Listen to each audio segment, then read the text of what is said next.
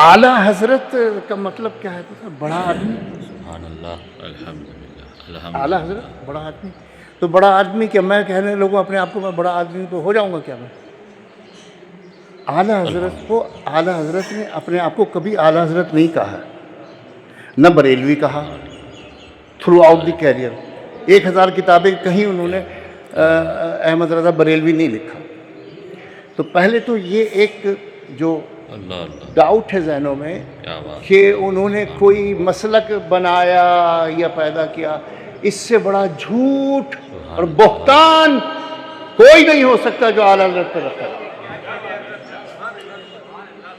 بے شک بے شک ایک جملہ بھی ایسا ان کی پوری کتابوں میں، پوری زندگی میں، ان کی تقاریر سے، ان کے فتاوی سے 22 جلدوں پر مشتمل ایک کتاب ہے ان کی، 22 جلدوں پر مشتمل، اور کل تقریباً کم و بیش 1000 تصانیف، اور ان تصانیف کا موضوع پتہ کیا ہے؟ واہ واہ شریعت اور فقہ کے کم ہیں اور سائنس پہ زیادہ ہیں۔ اب سائنس تو پڑھی ہی نہیں انہوں نے کسی سے،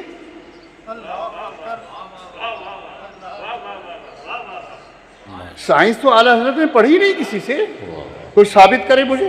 علم جفر کسی سے نہیں پڑھا، ہیت ستاروں کا علم کسی سے نہیں پڑھا۔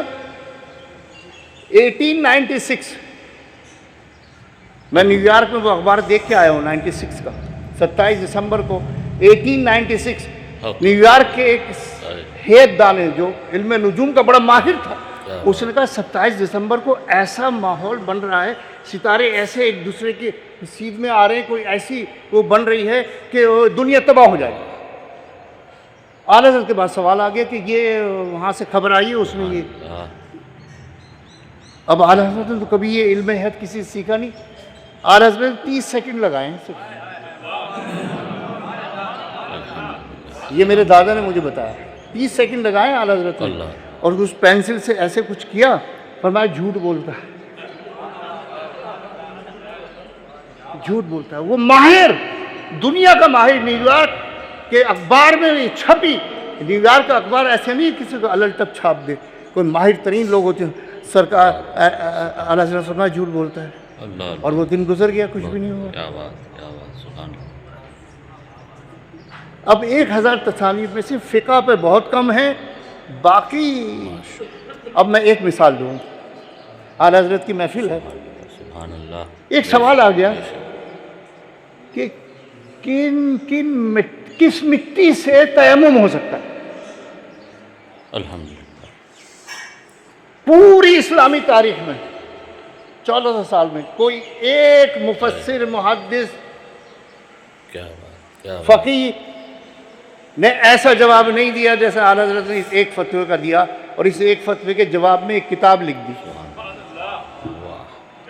اب وقت نہیں ہے ڈیٹیل کا، لیکن میں ایک اشارہ دیتے ہوئے آپ کو اعلیٰ حضرت کا مقام بتاؤں جس کی بنا پہ ہم اعلیٰ حضرت کہنے پر مجبور ہیں، عقیدت میں نہیں کہتے ہم، نو نو عقیدت میں نہیں کہتے، کام دیکھتے تھے، اللہ کام آج بھی دیکھ لے، مخالف بھی دیکھ لے،